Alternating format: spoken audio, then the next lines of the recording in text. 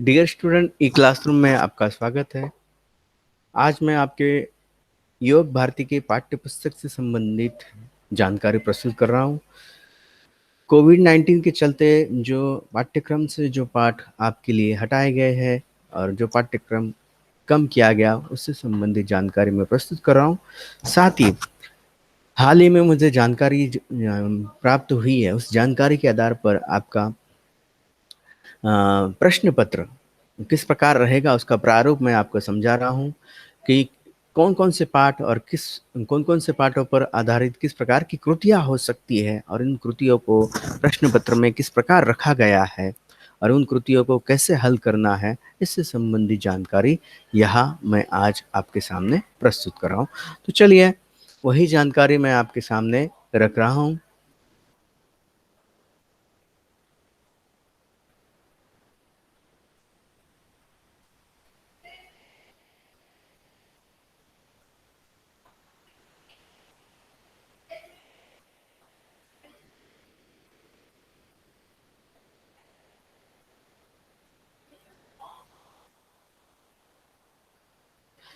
हिंदी योग भारती कक्षा 12वीं पाठ्यक्रम और प्रश्न पत्र से संबंधित जानकारी आप अब जानने जा रहे हैं।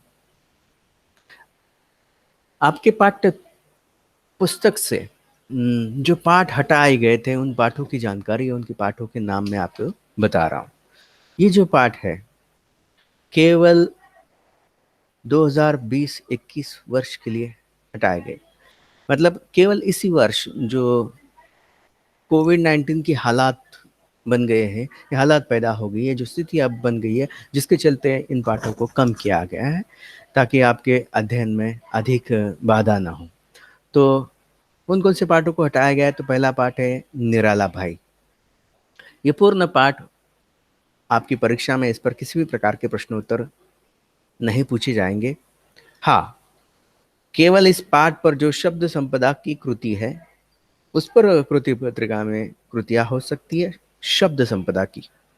और इस पाठ के समाप्त हो जाने के बाद जो व्याकरण की जानकारी वो रस व्याकरण आपको परीक्षा में पूछा जाएगा। केवल ये पाठ परीक्षा में नहीं, लेकिन इस पाठ के समाप्त हो जाने के बाद जो रस है, रस से संबंधित जानकारी आपके पाठ्य पुस्तक में दी गई है, वो उस जानकारी पर प्रश्न होगा। दूसरा पाठ, देखिए कविता पाठ है, सच हम नहीं सच तुम नहीं।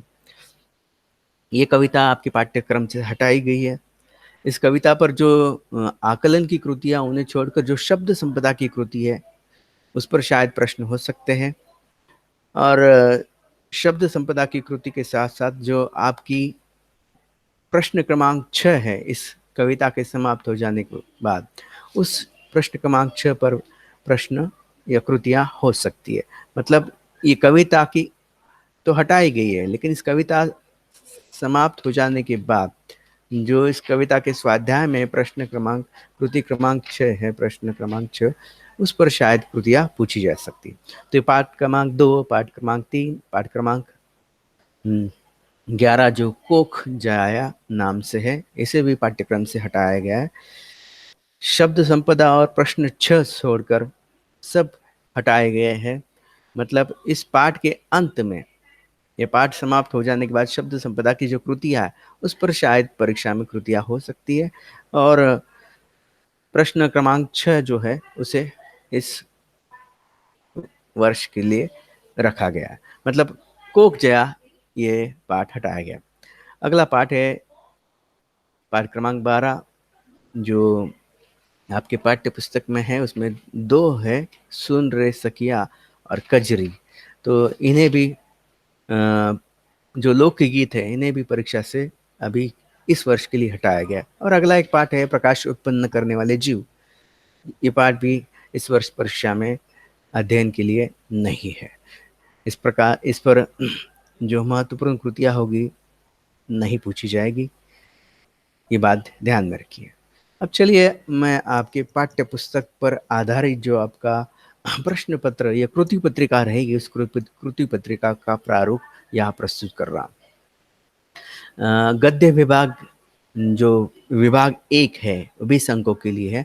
मतलब आपके पाठ्य पुस्तक में जो गद्य पाठ है, उन गद्य पाठों पर 20 अंकों की कृतियाँ आपको कृति पत्रिका में पूछी जाएगी। और ये कृति कृति क्रमांक 1 अ में होगी। कृति क्रमांक 1 अ में परिच्छेद पढ़कर लगभग कृतियाँ पूर्ण कीजिए। इस प्रकार की कृतियाँ आपके लिए रखी जाएगी।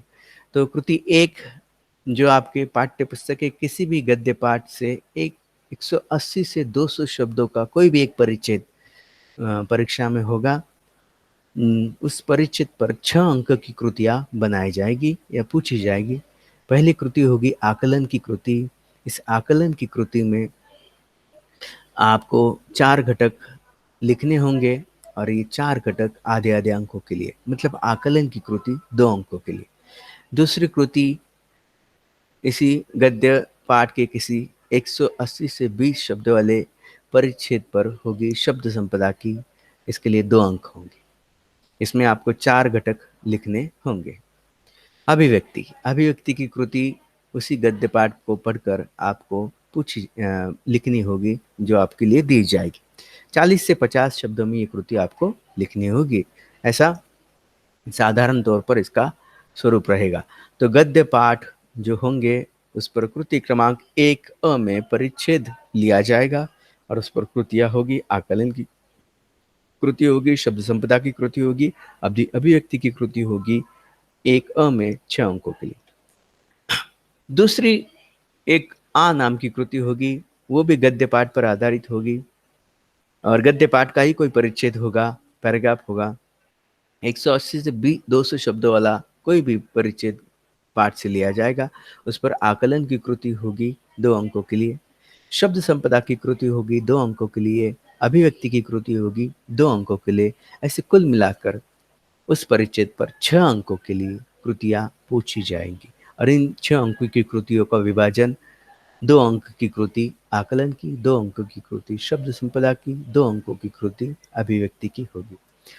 अभिव्यक्ति की कृति में आपको 40 से 50 शब्दों में अपने विचार लिखने होंगे। तो इस प्रकार कृति 1 अ 6 अंकों के लिए, आ 6 अंकों के लिए गद्य पाठ पर होगी। अगली कृति देखिए, ई नाम से कृति होगी जिसमें लघुत्तरी प्रश्न आपको लिखने होंगे और लघुत्तरी प्रश्नों के उत्तर 60 से 80 शब्दों में लिखने होंगे। इसमें 3 प्रश्न दिए जाएंगे, 3 में से 2 आपको लिखने होंगे। प्रत्येक प्रश्न 3-3 अंकों के लिए होगा। तो ऐसे कुल मिलाकर लघुत्तरी प्रश्न आपको 6 अंकों के लिए। प्रत्येक गद्य पाठ के समाप्त हो जाने के बाद आपके पाठ्य पुस्तक में लघुत्तरी प्रश्न दिए गए और वही लघुत्तरी प्रश्न जो आपके पाठ्य पुस्तक में, उन्हीं में से कोई 3 प्रश्न कृति पत्रिका में रखे जाएंगे और वो प्रश्नों के उत्तर आपको वहाँ पर लिखने होंगे। उदाहरण के तौर पर मैं यहाँ पर ये कहता हूँ कि समझो कि आपके पाठ्य पुस्तक में आदर्श बदला ये गद्य पाठ है। अब इस आदर्श बदला गद्य पाठ पर लघुत्तरी प्रश्न दिए गए हैं पेज नंबर 21 पर।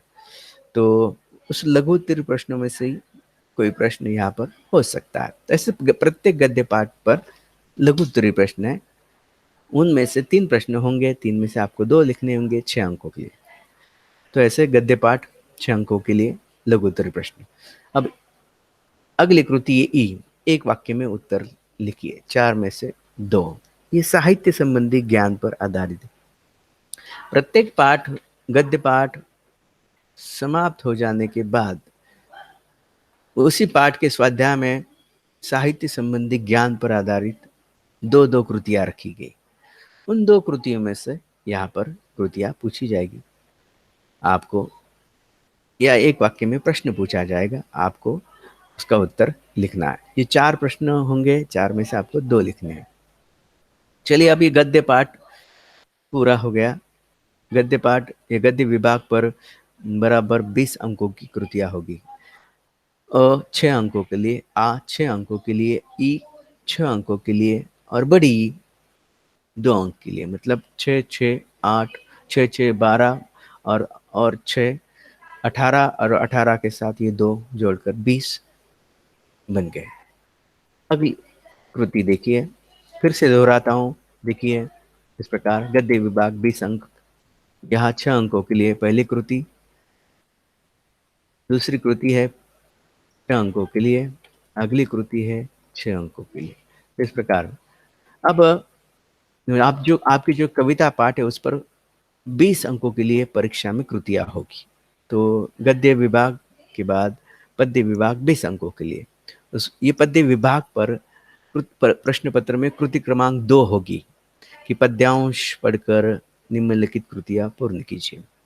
और ये पद्यांश जो आपकी कविता होगी, उस कविता के जो पंक्तियां होगी वो पंक्तियां कितनी होगी, तो 8 से 12 पंक्तियां। मतलब आपको पाठ्यपुस्तक में जितनी कविता है उन कविताओं में से कोई भी 8 या 12 पंक्तियां परीक्षा में कृति पत्रिका में रखी जाएगी। और उस पर आकलन की कृति 2 अंकों के लिए होगी, शब्द संपदा की कृति 2 अंकों के लिए होगी, अभिव्यक्ति की कृति 2 अंकों के लिए। तो ध्यान में रखिए कि कृति क्रमांक 2 में जो कविता पर आधारित कविता की पंक्तियां आपको प्रश्न पत्र में आएगी, तो कितनी पंक्तियां होगी, 8, और कम से कम 8 और ज़्यादा से ज़्यादा 12 पंक्तियां आपकी परीक्षा में होगी। तो ये 6 अंकों के लिए पहली कृति होगी।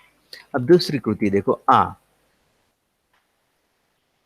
यहाँ पर भी जो पाठ्य पुस्तक में कविता है उन कविताओं में से 8 से 12 पंक्तियां ली जाएगी और उस पर कृतियां आपको लिखने के लिए कही जाएगी। ये 6 अंकों के लिए होगी। उसमें 2 अंकों की आकलन की कृति, शब्द संपदा की 2 अंकों के लिए कृति होगी, अभिव्यक्ति की कृति 2 अंकों के लिए होगी। अब इसी पद्य विभाग में ई नाम की एक कृति होगी, रसास्वादन कीजिए। 100 से 120 शब्दों में कृति पत्रिका में आपको रसास्वादन के लिए कृति होगी। अब 2 प्रश्न या 2 कृतियां होगी, 2 में से एक आपको लिखनी होगी। प्रत्येक कविता समाप्त हो जाने के बाद उस पर रसास्वादन की कृतियां दी गई है आपके पाठ्य पुस्तक में। उन सारी कविताओं में से 2 कृतियां आपको परीक्षा में होगी और 2 में से आपको एक लिखनी होगी। रसास्वादन की कृति आपको परीक्षा में मुद्दों के आधार पर लिखने के लिए कही जाएगी या सारांश में के रूप में भी लिखने के लिए कहा जा सकता है। अगली कृति है ई, 2 अंकों के लिए, एक वाक्य में उत्तर लिखिए। 4 में से 2 आपकी कविता या कविता पाठों के स्वाध्याय में साहित्य संबंधी ज्ञान पर प्रश्न है, उन्हीं प्रश्नों में से कोई प्रश्न यहाँ पर पूछे जाएंगे और 4 प्रश्न पूछे जाएंगे और उन 4 प्रश्नों में से 2 प्रश्न आपको लिखने। इसलिए आप ध्यान में रखिए कि कविता पाठ के आखिर में स्वाध्याय संबंधी जानकारी या साहित्य संबंधी जानकारी लिखी गई है और उस पर कृतियां बनाई गई है। उन्हीं में से कुछ 2 कृतियां परीक्षा में होगी, उसे ध्यान से पढ़ना है और याद में या स्मरण रखना है। अब विभाग 3 विशेष अध्ययन, इसके लिए 10 अंक हैं। अब विशेष अध्ययन में आपके पाठ्य पुस्तक में एक ही पाठ है, कनुप्रिया, जो काव्य पाठ है। इस पर 10 अंकों की कृतियां होगी और ये जो काव्य पाठ है, इस काव्य पाठ में से 8 या 12 पंक्तियां कृति पत्रिका में रखी जाएगी और उस पर आकलन की कृति 2 अंकों के लिए पूछी जाएगी, शब्द संपदा की कृति 2 अंकों के लिए पूछी जाएगी, अभिव्यक्ति की कृति 2 अंकों के लिए पूछी जाएगी। मतलब ऐसे कुल मिलाकर 6 अंक वहां पर कृतियों में होंगे। उसी कृति क्रमांक 3 में अ के बाद आकृति होगी, विशेष अध्ययन पर। मतलब विशेष अध्ययन पर आपकी कृति पत्रिका में कितने नंबर की कृति होगी, तो कृति क्रमांक 3। और कृति क्रमांक 3 में आकलन, शब्द संपदा, अभिव्यक्ति की कृतियां आपको लिखनी है। अ में, अब आ में कौन सी कृति होगी, तो लघुत्तरी प्रश्न पूछा जाएगा और उस लघुत्तरी प्रश्न का उत्तर 80 से 100 शब्दों में आपको लिखना होगा। इसके लिए 4 अंक होंगे। तो ऊपर वाले अकृति के 6 और आ के 4 मिलाकर 10 अंक हो गए।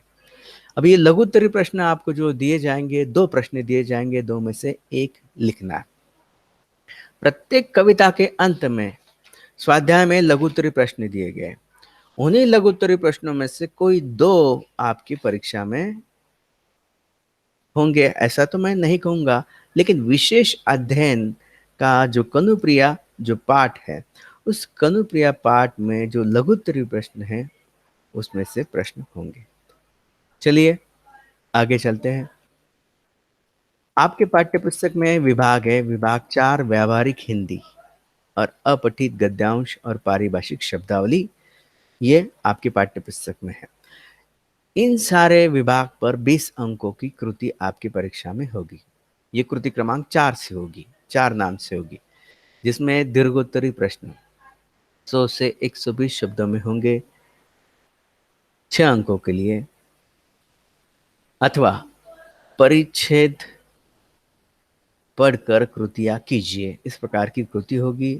परिच्छेद होगा 180 से 200 शब्दों में, उसमें आकलन की कृति, शब्द संपदा की कृति और अभिव्यक्ति की कृति आपको पूछी जाएगी।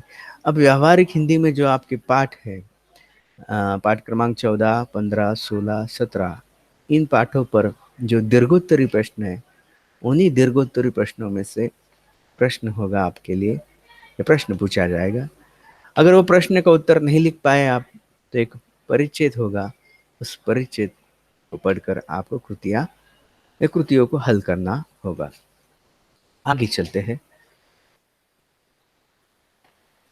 आ की कृति 4 अंकों के लिए होगी।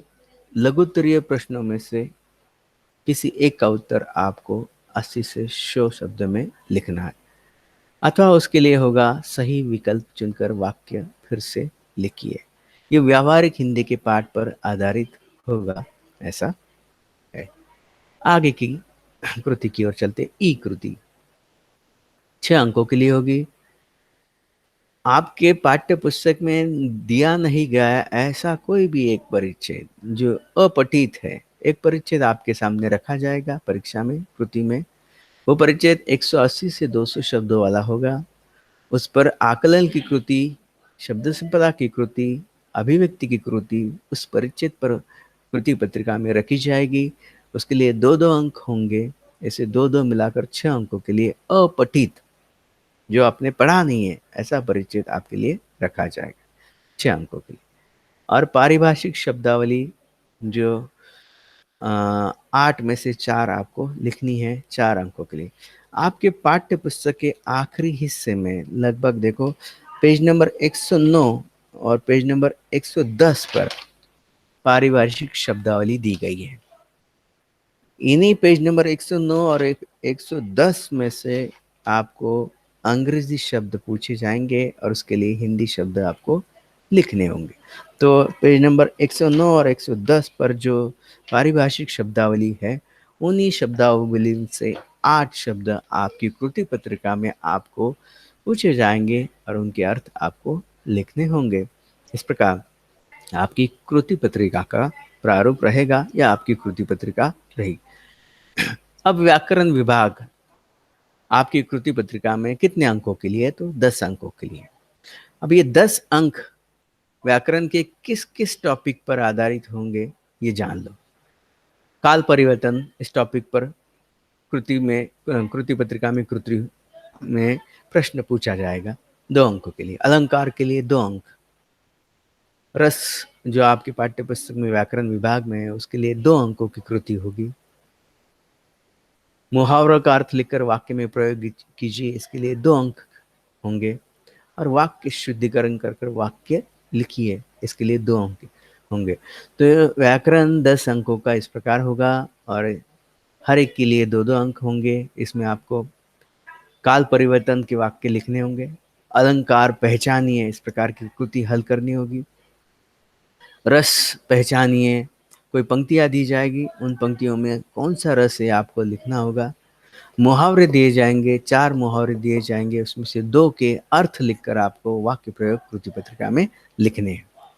वाक्य शुद्धिकरण के कुछ वाक्य दिए जाएंगे, उन्हें शुद्ध कर कर लिखना होगा 2 अंकों के लिए।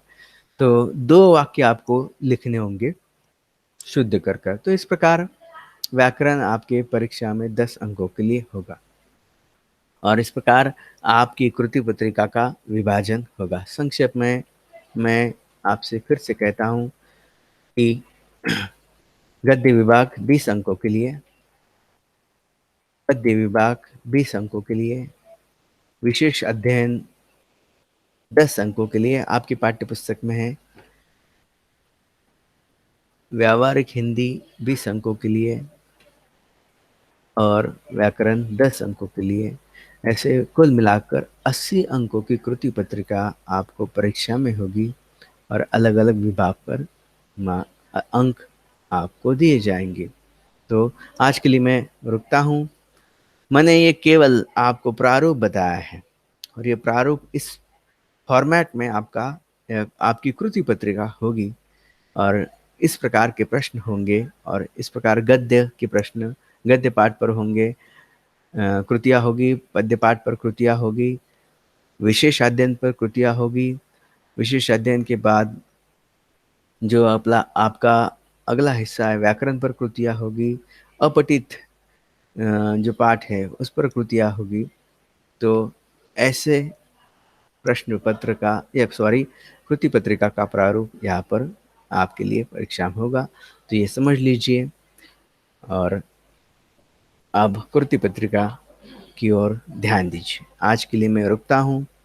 अगली बार मैं एक इसी कृति पत्रिका के प्रारूप पर एक नमूना प्रश्न कृति पत्रिका आपके सामने रखूँगा ताकि आपकी पूरी समझ में आ जाए कि इस प्रकार की कृतियाँ या कृति पत्रिका परीक्षा में होगी। तो चलिए आज के लिए मैं रुकता हूँ, विराम लेता हूँ। अगली बार फिर से मैं आपके साथ जुड़ जाऊँगा और एक नई जानकारी आपके लिए लेकर आऊँगा। धन्यवाद।